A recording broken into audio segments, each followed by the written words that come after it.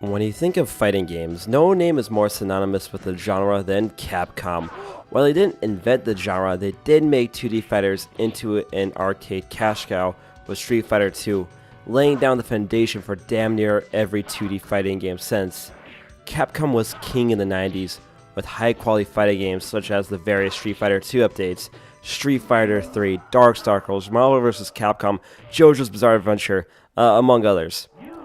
But for one reason or another, Capcom wasn't too interested in making fighting games after the arcade era, and Capcom's fighting game franchises remained dormant for most of the 2000s. That is, until 2007 when Street Fighter IV was announced and opened the gate for fighting games again in the mainstream AAA gaming market. Capcom was back on their game, but in the 4K era of gaming, Capcom's fighting game division has made some very questionable choices over the past few years. And that's what we're going to talk about here today. Now, don't get me wrong, I love Capcom, I love fighting games, I love Capcom fighting games, but some of their business practices in the HD era of gaming has been less than desirable in my opinion, so that's what we're going to talk about here today. I feel like a lot of fighting game players forget that fighting games are still video games, and if a fighting game fails as a video game, the player base won't be there either offline or online to support a competitive scene. So if you want to know where the players are at, well, you could probably put the blame on Capcom for not wanting to play the game.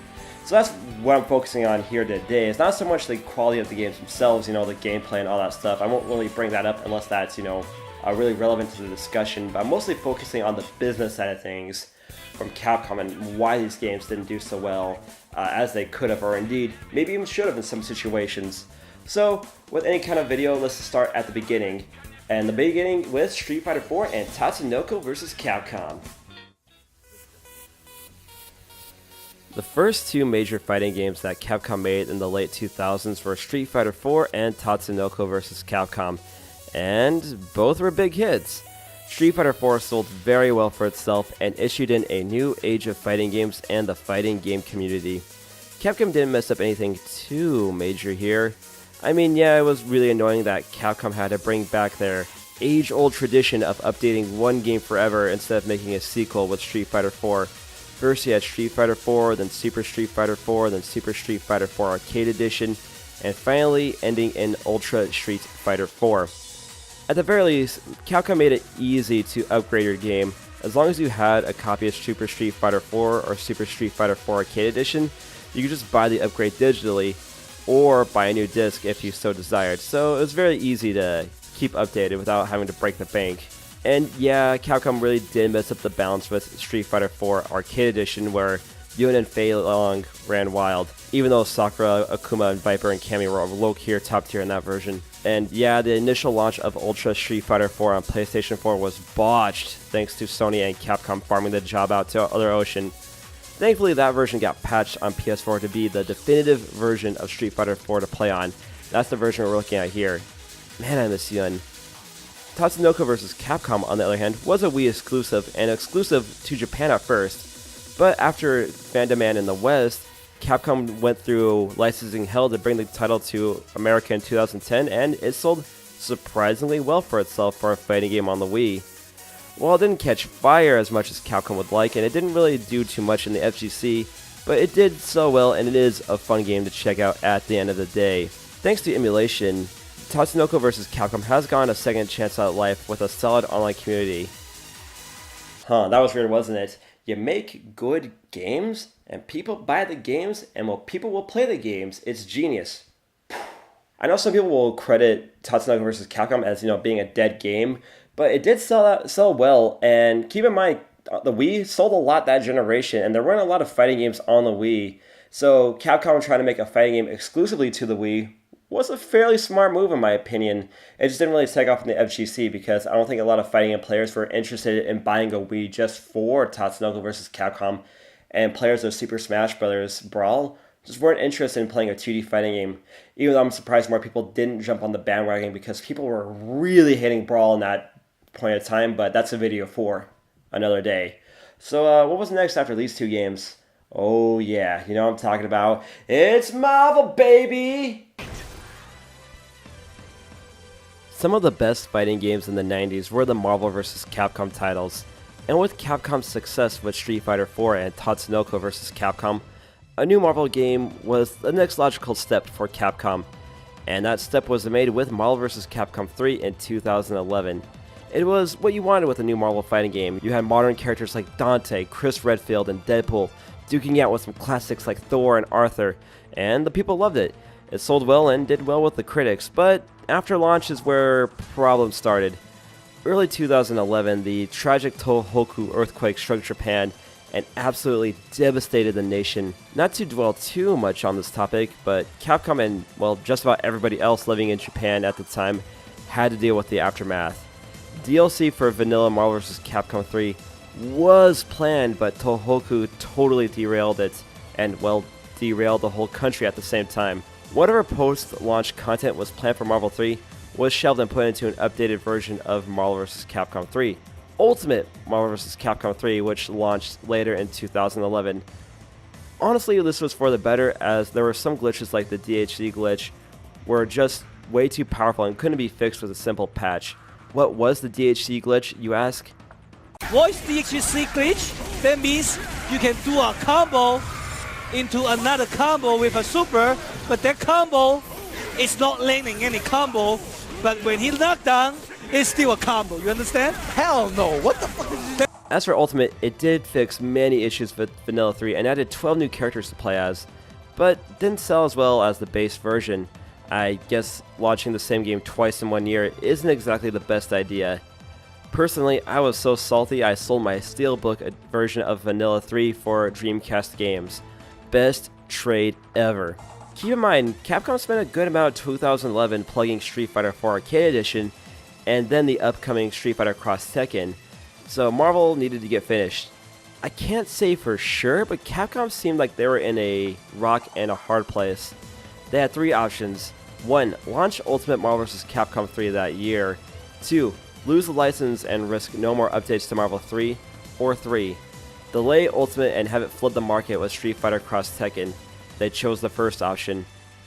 With Disney's stranglehold on Marvel's properties becoming tighter as the year went on, Marvel vs. Capcom 3 got delisted from digital platforms in 2013, making the game and its DLC harder to acquire for those interested in playing. Oh yeah, Capcom forgot to make the DLC for Vanilla 3 of Jill and Shima free for Ultimate players, causing a nightmare for tournament organizers and the only Shima Gorath player, Angelic. Disney's control of the Marvel license made it hard for Capcom or just about anyone else to make a new Marvel game, so Ultimate Marvel vs. Capcom 3 had to survive by the hardcore player base, which went very strong throughout the rest of the PS3's lifespan. Ultimate Marvel vs. Capcom 3 was saved from the trenches of obscurity with Capcom and Disney working out a new deal which brought back Ultimate Marvel vs. Capcom 3 to the PlayStation 4, Xbox One, and Steam.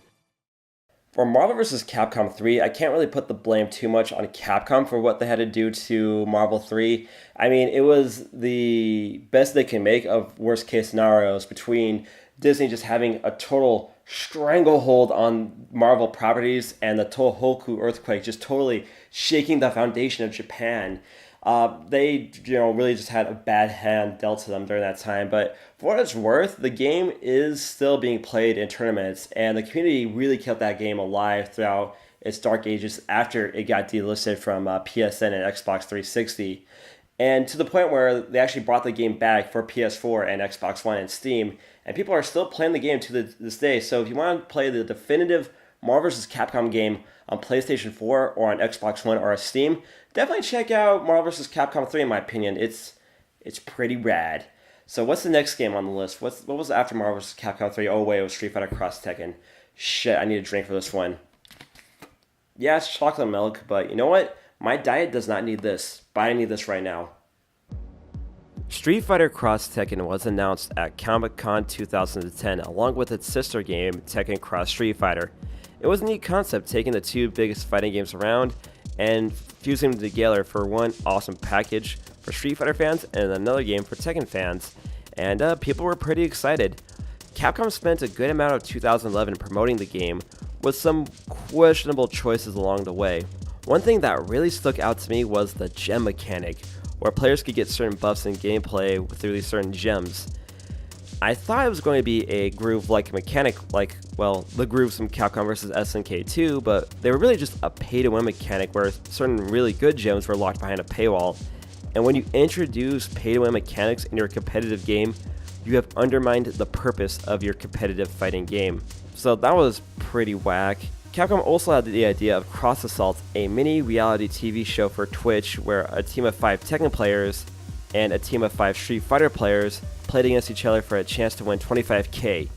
Good idea, poor execution. Drama ran wild, with some accusations being flown across the board that I won't be getting into here. By the time Cross Assault finished, the grand finale ran off stream at Final Round, I believe, where Nerd Josh won the whole prize. And by the way, I was in his Evo pool that year, and he totally no-showed for Street Fighter Cross Tekken when he had totally seating for that year. As for the launch of Street Fighter Cross Tekken itself, it was a dud.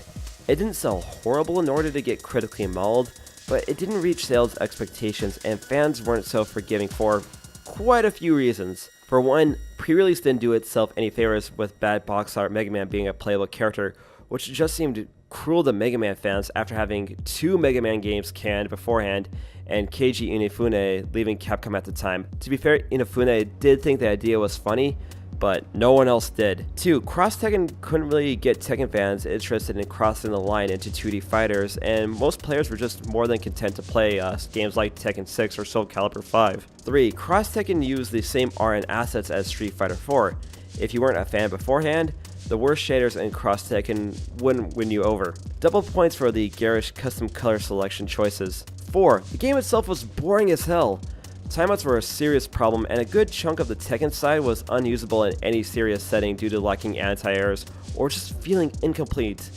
Not helping this were some of the strongest and most popular characters for Street Fighter Cross Tekken being characters we already saw in Street Fighter 4 like Ryu, Chun-Li, and freaking Rufus, with the occasional appearance of characters like Rolento and Raven. Here were the viable characters during Street Fighter Cross Tekken's first year, and I'm being a little generous here. 5. The Xbox 360 version was missing online tag team play, which was one of the most advertised parts of Cross Tekken. To this day, 360 is missing the online tag team play features. 6. The aforementioned gem fiasco, which made the game pay to win, which, again, undermines the point of having a competitive game. Did I miss anything? Ooh yeah, maybe, I don't know.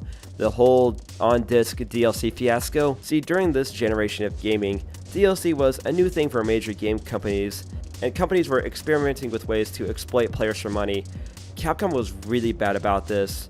Like, I don't know, do you remember having to pay for the full ending of Asura's Wrath? Namco were also some wankers with DLC, so it makes sense that Street Fighter Cross Tekken would have some form of DLC scummery. 12. 12 characters were gated behind a paywall, and people started fuming.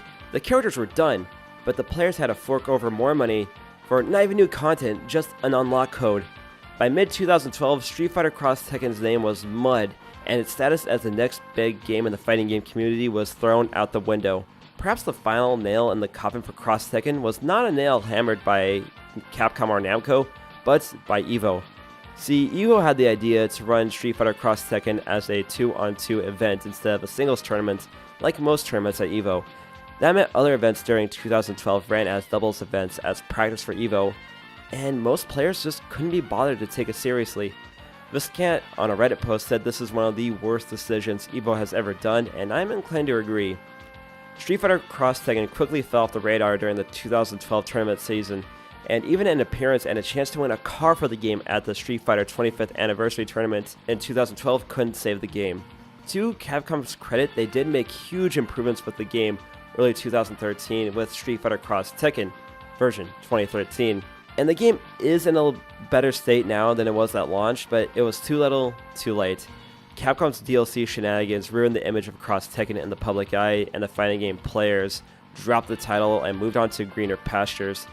Even with 2 appearances at EVO and at Capcom Cup, the game had been abandoned by all but the hardcore. The fallout of the game can still be felt, as we have seen hide nor hair of Tekken Cross Street Fighter. It was taken out of active development in 2016, and as of May 2018, nothing of the game has come to the surface. Harada has said that the development of Tekken Cross Street Fighter has been halted more or less due to saturation in the fighting game market, but I do think the reception to Street Fighter Cross Tekken might have had a hand in their hesitation to put the game into full production. This is some pretty good chocolate milk. It's really hard to find good chocolate milk in Japan. Now, a lot of people will talk about Street Fighter Cross Tekken and, maybe the Stream Monsters killing it, but really, it was all Capcom and a little bit of Evo who really put the nail in the coffin in this game. It was just such a bad storm of bad DLC practices, bad pre-release hype, just bad everything. And when 2013 came, and I will say 2013 for Street Fighter Cross Tekken is a pretty decent game in my opinion. It's a pretty decent game, but no one cared. That's just the bottom line. No one cared. It was at EVO 2013, no one cared. It was at Capcom Cup 2013, nobody cared. And there are people who still play it. There is a very devout fan base for the game, but still, no one cares. Every time you bring up the game, you're either going to bring up a lot of hate, a lot of salt, and a lot of bad reminders of Capcom's DLC practices. And now, after Street Fighter Cross Tekken, Capcom's major AAA fighting game division really went quiet for a while. There's been a few ports to digital platforms like, Street Fighter 3 Online Edition or the Darkstalkers Online Editions, the PSN and Xbox 360, which are very nice treats. But we never got a AAA fighting game from the PS3 or Xbox 360 era after Street Fighter Cross Tekken until 2014 rolled around. Street Fighter V was shown to the public in late 2014 at Capcom Cup, and it certainly caught me off guard. To be honest, I didn't really keep up with Street Fighter V's development. All I remember is Capcom not having enough money to fund the game for themselves, so Sony stepped in and co-funded the game to have another game boost up the PS4 exclusive library. Cool, I can dig it. By 2014, Capcom Cup had established itself in the force of the esports world, and having a new game to showcase at future events sounded like a good idea. Street Fighter V eventually dropped in February of 2016 to some mixed results. Much like previous Capcom fighting games, critical reception was alright, but fan reception less so. The biggest fault with Street Fighter V is that it was launched in such a bare-bones state. Besides online, there was a survival mode that was crap and a story mode with some very rushed Bengus art to keep players coming back for more. It didn't work for the non-competitive crowd. There was a minor trend in the AAA gaming space during that time, with major games releasing in unfinished states so that the player had to buy DLC to finish the title. Games like Evolve and Star Wars Battlefront. But I think the bad stink around Street Fighter V might have caused this trend to end. At least before Overwatch made a ton of money off of loot boxes, setting off that shitty trend in gaming. It felt like there was a huge connect from the developers of Street Fighter V to the people who are making the shots for the esports side of things. Why is the balance in Street Fighter V so out of whack? Why does Cammy, a top tier, keep getting buffed when low tiers like Vega and Alex can't get anything to cover their flaws? Why have super fanservice characters in the game like Cammy, Armika, and Laura if you can't even play their default outfits at tournaments like EVO or Capcom Cup? Oh yeah, DLC was expensive. Not all the content is in the season pass, and having to fork over something like $6 for a stage is a little bit ridiculous for most players. Capcom wanted their cake and eliminated it too. They wanted to make a game with an esports model kind of like League of Legends, and I think that would be a great idea for Street Fighter, but they charged $60 up front for it plus DLC for what amounted to a glorious 2-year beta. Still, even with its glaring awards, Street Fighter V has proved to be quite the force in the FGC. It's been shown on TV, various celebrities have been getting in on the fun, and even with the rules and qualifications for Capcom Cup becoming more and more bizarre, it's still a force in the esports sphere. That said, despite its success in the FGC, sales-wise tells a different story. Capcom wanted to sell at least 2 million units before the end of that fiscal year, but sales halted in 2016, well below expectations. Street Fighter V did meet its 2 million unit goal by late 2017, almost 2 years after launch. Haven't seen sales figures for Street Fighter V Arcade Edition yet, but if Capcom has another commercial dud on their hands, it might be time to go back to the drawing board for Capcom fighters. It's funny, as I was recording that bit for Street Fighter V, apparently the game isn't doing so hot in sales for Arcade Edition, so we'll have to see what happens going forward if Capcom is willing to abandon ship and make a new fighting game from scratch, or if they're going to double down and try to, buoy up Street Fighter V to the best of their ability and try to ride the wave as much as they can with the esports scene. And we'll have to see what happens with the title going forward. It's probably not going to be anything good if I have to make an educated guess, but we'll have to see. Am I done? Am I done? Am I done here? I think there's one more game left. Oh yeah, there is. Alright, last up is Marvel vs. Capcom Infinite. I've covered this game somewhat extensively before, but just a quick recap because I'm tired of yelling into my Zoom. Game was announced late 2016, more footage was shown throughout 2017. Pre-release looked garbage with characters being blatantly reused from Marvel vs. Capcom 3 without any sort of art style or cohesion to make the game look good. No X-Men, and the reasons for no X-Men turned into memes. The game launched with hardly any advertising, and the game bombed at retail. There was on-disc DLC, and Disney were being some really controlling bastards behind the scenes. And Capcom gave the game an absolutely minuscule budget for a AAA fighting game, which all led to Marvel vs. Capcom Infinite being a commercial flop. I did a video about it near launch and reviewed Marvel vs. Capcom Infinite last year, but suffice to say, it disappointed just about everybody, and Disney's interest into the esports gaming sphere was totally pants. As of 2018, Capcom has had no plans to introduce Marvel vs. Capcom Infinite into a professional circuit. There's been no DLC or anything announced ever since the DLC came out for it in 2017.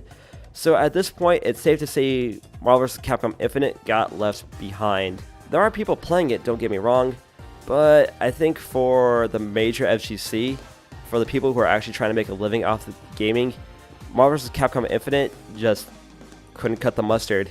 This game was a death blow to the Marvel vs. Capcom franchise, and I don't really see us getting another Marvel vs. Capcom game, well, ever again.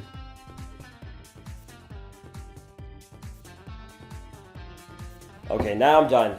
Capcom, you guys messed up a lot of your fighting games, and I didn't even go over like all the really major issues, like some of the other stuff, like Capcom hiring Combo Fiend, a pro gamer, to help out development with Street Fighter V and Marvel vs. Capcom Infinite, but then he left quickly after, or just the Capcom Pro Tour just being a mess year after year after year with really bizarre qualifications and just way too many tournaments like every weekend. It's been kind of a mess in my opinion.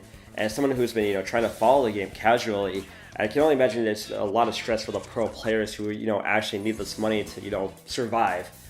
But yeah, I'm sure there's some things I missed, but it happens. You can't get it all in one video. And I do gotta admit, I do have one special ability, which is remembering a lot of crap that really does not come in handy in day-to-day life. But you know what? It came in handy for this video, so my special skill came useful today. Anyway, guys, thank you for watching. Remember to like, share, subscribe, all that good stuff. Let me know in the comments what you think about this video and what you think about Capcom Fighters. Are you looking forward to anything new? Maybe they'll make a new fighting game, with a bunch of characters, with all the Capcom classics, like characters from Street Fighter, like Darkstalkers, like Strider, like Mega Man. They'll put it on PS4, Xbox One, and Switch. It'll have great netcode. There'll be a lot of content on there. It'll be fantastic. Or maybe they'll make a free-to-play fighting game, something like League of Legends, and it'll be a great model for people to get into. And it'll have great DLC that actually makes you want to put money into the game to get more fun out of it. But I can also dream about a Dreamcast 5 coming out that has Capcom vs. SNK 10 and Sonic Adventure HD remix. But hey, you know what? It's fun to dream. Anyway, guys, see you later. It's good chocolate milk.